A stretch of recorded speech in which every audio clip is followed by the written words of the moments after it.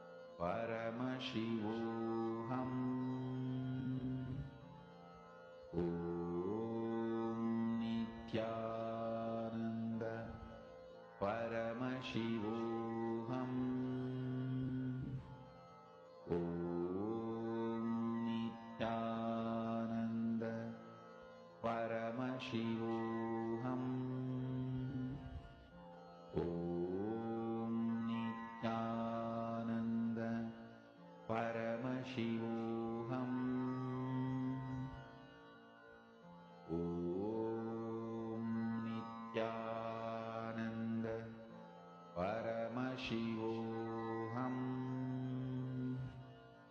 Om Nithyananda Paramashivoham. Om Nithyananda Paramashivoham. Om Nithyananda Paramashivoham. Om Nithyananda Paramashivoham. Om Nithyananda Paramashivoham. Om Nithyananda Paramashivoham. Om Please relax. Nithyananda Paramashivoham. Yes, all of you can slowly, very slowly, please open your eyes. Nithyananda Paramashivoham. Om Nithyananda Paramashivoham. Today, all of us, for every one of us, we are on the 21st day of Paramashivoham, and very, very soon, we're all going to be receiving the darshan, live darshan of Kalyana Sundaramurti and our beloved Swamiji.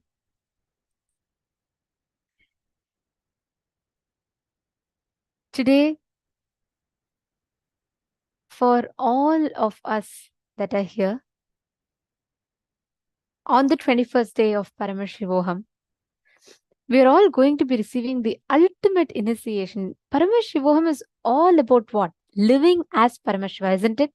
So, end of the day, living Paramashiva is Swamiji. Like Swamiji is that embodied form of Paramashiva walking and living amongst us. So, being Swamiji is the essence of Paramashivoham.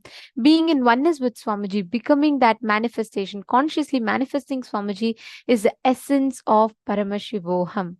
And that is what all of us are going to be focusing on or understanding today.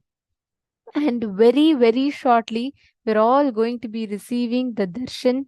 We're all going to be having the Bhava Samadhi darshan of Kalyana Sundaramurti and Swamiji, Nithyananda Paramashivam Murti form of Paramashiva. So we're all going to be initiated into the essence of what Paramashivoham is. Manifesting the Ananta Kalyana Gunas of Paramashiva means manifesting all the auspicious qualities, auspicious components of Paramashiva. We will be learning about this through the day as well. Today is the day where all of us are going to be enjoying, experiencing the most auspicious darshan, because this is like Swamiji as Swamiji, the Purnavatara of Paramashiva that we all are going to be experiencing. And today we're going to be having the coronation ceremony happening. At that time, all of us are going to be literally witnessing the royal coronation happening and the auspicious components of Bhagavan Kalyana Sundaramurti, the form of Paramashiva, whose darshan all of us are going to be experiencing, to just start manifesting in each one of us. And I know we are very, very delighted. Actually, anyone who wants to experience fulfillment in your life, like you have, and especially with your relationships, you can get them and settle down. Today, the darshan is going to start in a few more minutes. Very shortly, the darshan is going to start. You can get your husband or wife, or even your mother, father, with whoever you want to deepen your relationship. You can get them and settle down. Take a few minutes and invite them to join the darshan right now. This space is so auspicious. Just by sitting and witnessing the ritual, being part of the rituals that are going to be happening. Already grand rituals are happening in the Kailasa temples across the globe. And we are going to be witnessing the live darshan very shortly. So you can go and invite any of your family members, especially your husband or your wife, to be with you right now to experience this darshan, because this darshan will deepen the space of completion that you have with your spouse, and it will start manifesting the Ananta Kalyana Gunas of Paramashiva. So beautifully, you will start manifesting the auspicious qualities, the eternal qualities of Paramashiva within you. So you can take a few minutes and quickly invite them. This form is very, very significant as Paramashiva comes down as Somasundareshwara. So just to make like a gist of what it is exactly, we'll take you all through a very quick story, but very, very shortly, in just a few minutes, we are going to be receiving the darshan of Swamiji. So please do not miss. We are going to have a very special coronation celebration. So please, let's all get ready to see the Pattabhishekam. The coronation of Paramashiva. Swamiji himself will be getting the coronation. He'll be receiving the coronation and accepting the whole thing. So I request every one of you to please gather your friends, family members, all of them for witnessing this most beautiful celebration of the coronation of Sundareshwara Paramashiva. So this is a very beautiful story in itself, the happening, the Leela. This goes way back to the around 3138 BCE, like way back, right?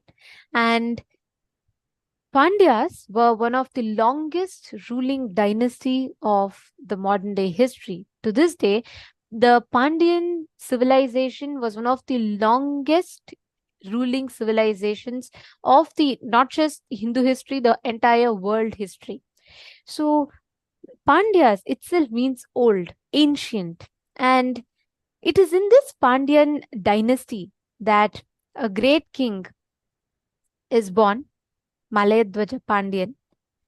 And it's a very, very beautiful story. And this goes back to the Sangam literature, which is one of the ancient basis of the modern literature and language, which is the ancient basis of even the Tamil literature, goes back to these Sangam literature time period. And it was in this time that Malayadwaja Pandyan was born. And he goes on to, he even participates in the Mahabharata war in the, in the due time course. He also participates in the Mahabharata war. And even Malayadwaja Pandyan is even a contemporary of Bhagavan Sri Krishna. So it is in that time period. And what happens is to Malayadwaja Pandyan, Malayadwaja Pandyan and Devi Kanchanamala, the couple, are childless for a long period of time. And they pray to Paramashiva and they pray to Devi Parashakti. They perform the Putra Kameshti Yajna. And Devi, pleased with their performance, their yajna, she herself blesses them and tells she will be born as their own child. This also has another, a little bit of a history to it, that Devi Kanchanamala, actually in her previous birth, had performed, was a very great devotee of Devi, and she had performed intense penance to receive Devi herself as her child. And so, to fulfill that boon, Devi herself appears and blesses the couple, saying she herself will be born as their child. And so, from the fire, a young 3-year-old girl walks out of the fire. And she walks out with 3 breasts, which is not normal, right? So she comes out, and the Divya Sharira, the Ashariri voice tells that the moment Devi meets her divine consort, her 3rd breast would disappear. The couple, extremely rejoiced with this auspicious happening,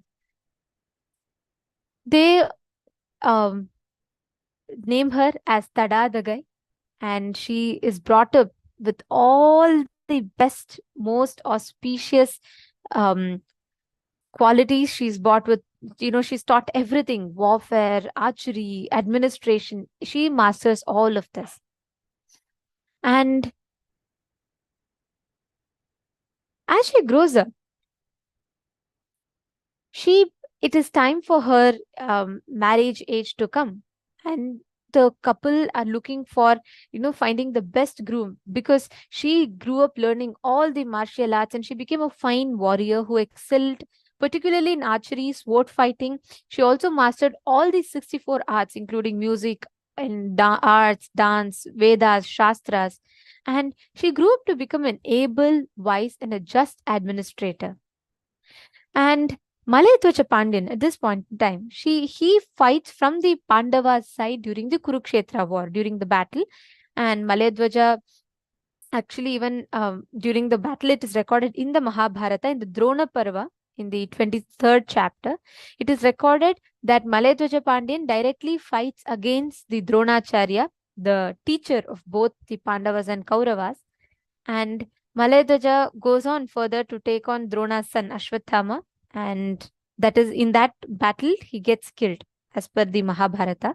And after the death of her father, Princess Tattadagai, Meenakshi, ascends the throne, and she takes the oath as the queen of Madurai.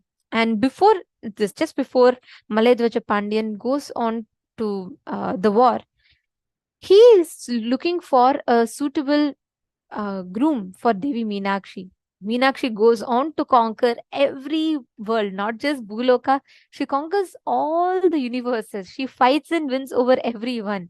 And there is nothing left to conquer. The moment people have the darshan of Devi Meenakshi, they surrender their kingdoms to her, because she leads the whole civilization towards enlightenment. Finally, the only place remaining to be conquered, naturally, is Kailasa.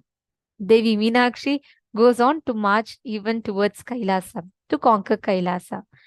And the moment all the Bhutaganas, everyone see Devi Meenakshi, it is so beautifully described that they fail to fight her. They cannot fight her. Even Nandi, the lord of the whole Kailasa, who guards the whole Kailasa, the moment he sees Devi Meenakshi, he only feels that of, the feeling of seeing a mother.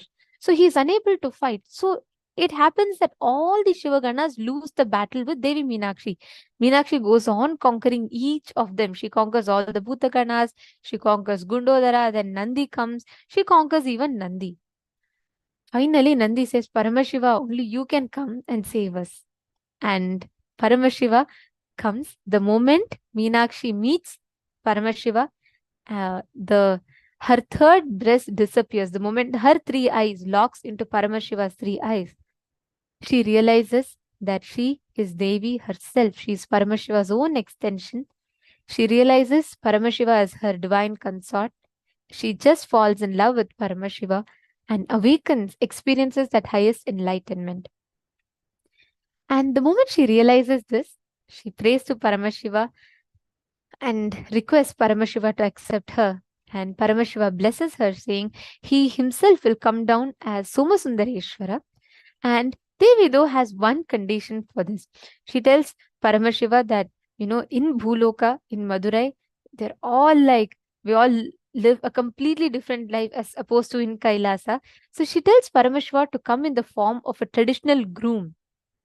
Paramashiva, in his all compassion, he says, not just a traditional groom, he'll come in his best form. So he's called as Sundareshwara, the most graceful and beautiful form of Paramashiva. So Paramashiva walks the streets of Madurai as Soma Sundareshwara, adorned with all the jewelries, the finest of jewelry, the finest of clothes. He's adorned with everything as he walks the streets of Madurai. And he reaches the palace, and King Malayadvaja Pandian and Kanchanamala hand over Devi Meenakshi to Somasundareshwara, and this celestial wedding happens with so much of grandeur and so much of a celebration. All the gods and goddesses from all the 3 worlds appear, and they all sit here from all the 14 worlds appear, and they all sit in part of the celebration of Meenakshi Sundareshwara Thirukalyanam. There's an elaborate description that is given. So fast forward, after all these marriage and all these celebrations get over, Devi Meenakshi and Somasundareshwara are, Devi Meenakshi is handed over the kingdom. It is after this that her father, Malayadvaja Pandian, passes away in the Mahabharata war when he fights against the Kauravas. And after the death of her father, Princess Meenakshi ascends the throne and becomes the queen of Madurai.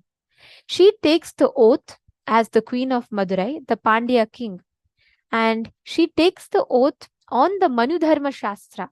And after her accession to the throne, Devi Meenakshi continues to conquer all the worlds. And after Devi Meenakshi ascends the throne, which is even witnessed by Agastya, Meenakshi goes on to rule for a very long period of time. And when after her marriage to Somasundareshwara, she decides to give the kingdom to Bhagavan Paramashiva himself, so that the entire humanity in itself can be guided towards enlightenment. And she hands over the whole kingdom to Somasundareshwara. The whole coronation takes place. Today is the exact day, exact alignment of the stars, exact Hindu, as per the Hindu calendar. It is exactly on this day, around thousands of years before, that the coronation of Somasundareshwara takes place. And this happens at around 3300 BCE. And it is on this day that Bhagavan Sundareshwara ascends the throne of Madurai. He sits in the Madurai Sarvagnya Pita, and he ascends the throne, starting to rule the entire kingdom of Madurai, guiding all of them into enlightenment, fostering a beautiful civilization that would walk on to become the golden age of the entire human civilization in itself. He ascends the Kailaso Nata Shyamala Pita Sarvagnya Pitam. Means Kailaso Nata means Kailasa Unnata, the best of Kailasas is the Madurai Kailasa. And Paramashiva ascends the throne as the king of Kailaso Nata Shyamala Pita Sarvagnya Pitam. Today, this very happening takes place, and the Madurai temple celebrates the coronation of Paramashiva.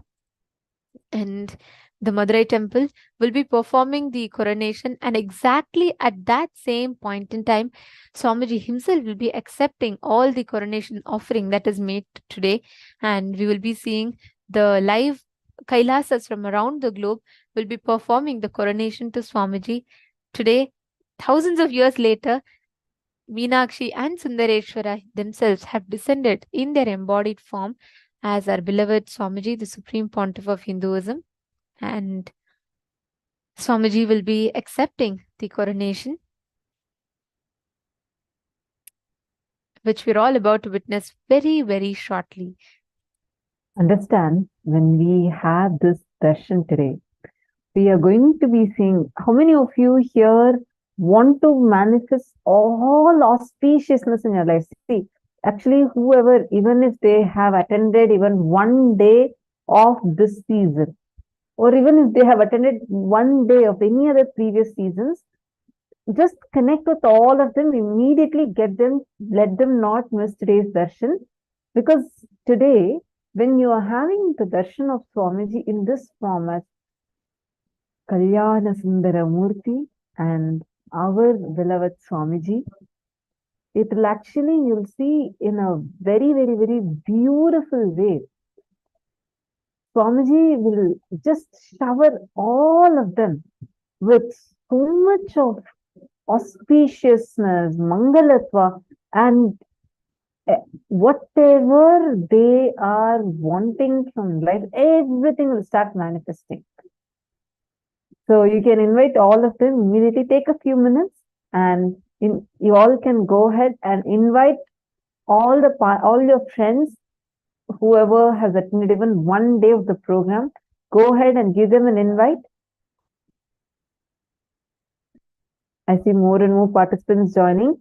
Actually, some participants do not know that the darshan is starting now. So take a few minutes. We request everyone to immediately go ahead and invite all your friends. If you just look around, if you do not find your friends over here, take a moment and invite them. Ma Mohini Lata saying, Ma, today I want to do full day program. Wonderful. Yes, welcome. We are going to be having the full day program. Right now, can I request all the participants to kindly acknowledge? If you can take a quick few minutes and go ahead and invite the people, the participants that are not here with us today. See, one very important thing is the Nayana Diksha that happens during this time. See, this is not just Swamiji coming with that. See, Swamiji radiating this and blessing all of us is one. On the other hand, we are going to be having the cosmic alignment, and the Madurai temple will also be celebrating this festival. So it's a very, very, very grand happening. I request all of you to take a quick few minutes, invite everyone and let them not miss today. Okay, I already see some of you calling. Great. Now it's time we all get ready for the darshan.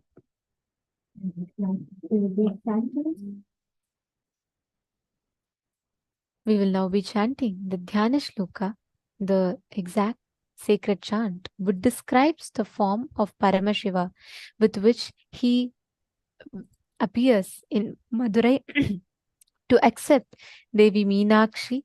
And we are all going to be now chanting the Dhyana Shloka, meditating on that form of Paramashiva.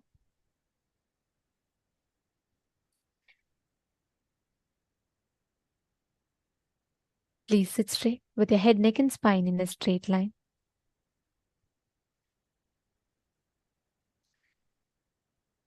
Sinduraparam trinetram yugabhuja sahitam harakeurabhusham divyairvastrairvritangam varasamuchitalasad veshayuktam shubhangam Vande Kalyanamurtim Karatalakamale Devi Hastam Tathanam Haste Tankam Mrigam Chatatamavadharam Bhaddhagandendu Chudam.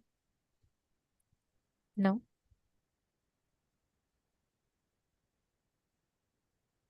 let us all get ready to receive the darshan. Please chant the Mahavakya.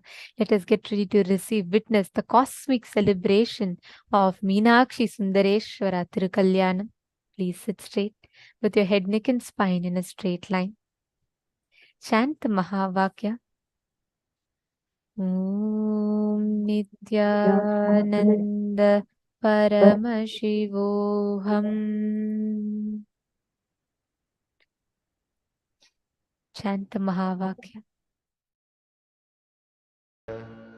Paramashivoham.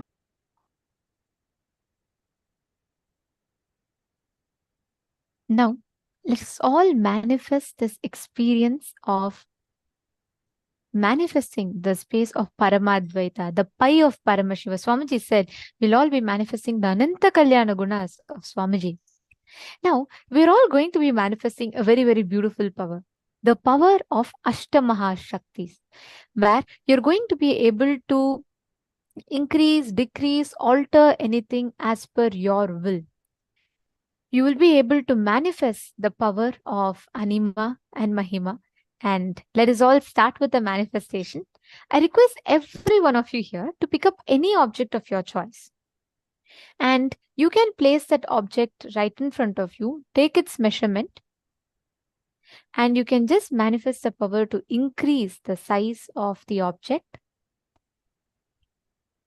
Actually, as Paramashiva, when you sit as Swamiji and when you just manifest, you will see so beautifully how the manifestation, Swamiji will just open up in your inner space and manifest so beautifully.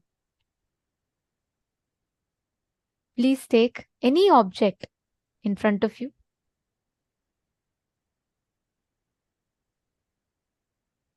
It can even be a ring, a bangle, a cap, or any object for that matter. And you can take its current measurement as it is. You can probably trace it, or even if you have a scale, you can measure it.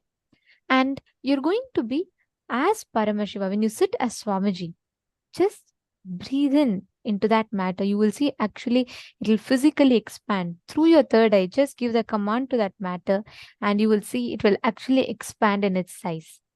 I request everyone to start with taking a before picture and measure the current height. From there, you can manifest and increase its height. Just sit and start the manifestation.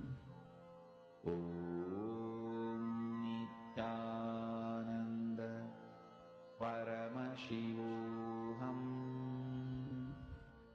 Om Nithyananda Paramashivoham Om Nithyananda Paramashivoham Om Nithyananda Paramashivoham Om Nithyananda Paramashivoham Om Nithyananda Paramashivoham Om Nithyananda Paramashivoham Om Nithyananda Paramashivoham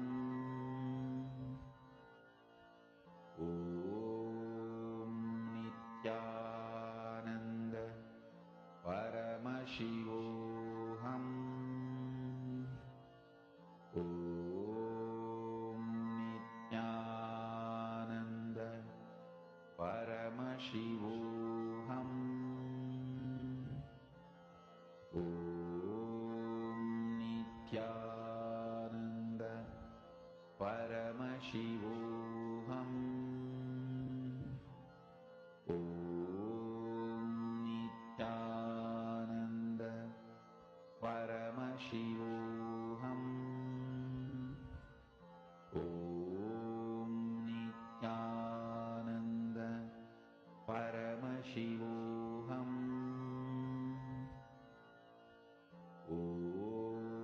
Om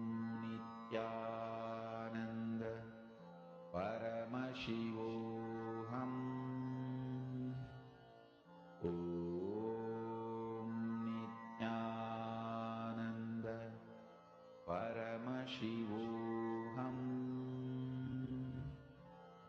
Om Nithyananda Paramashivoham Om Nithyananda Paramashivoham Om Nithyananda